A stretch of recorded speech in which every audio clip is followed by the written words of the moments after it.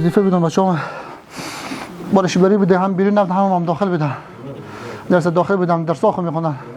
میگه خود دار میگه من دراخو میخوندم دختر اگه دارالگاهی دراخو میخوندم میگه ناسند خونه ناسند افتاد به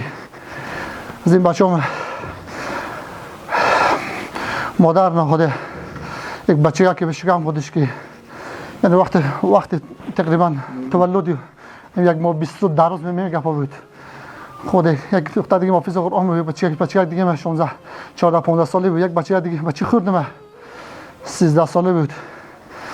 که مینا خودم خودت داخل شکم بود 5 تا شهید شدن کل زندگی من این فامیل بود که نام بره یک بچه 4 ساله دارم که هست بازم خدا را شکر یک دختره که دختر 16 ساله هم دارم که اینم هست خدا شکر انا لله و انا الیه راجعون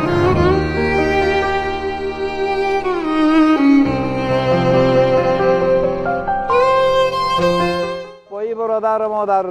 سرمای زمستان در ایالت بارانی هرچی عاجل کمک‌های اضطراری به اینا برسه تا که اینا از این مشکلات و مصیبت خلاص بشن. قبلا یک بار دیگه از مؤسسه محترم بنیاد احساس تشکر میکنیم و امیدوار هستیم که بتونن به این مشکل رسیدگی بکنم. خیر ببینیم. خدا به شما جزای خیر بده. السلام علیکم و رحمت الله و برکاته.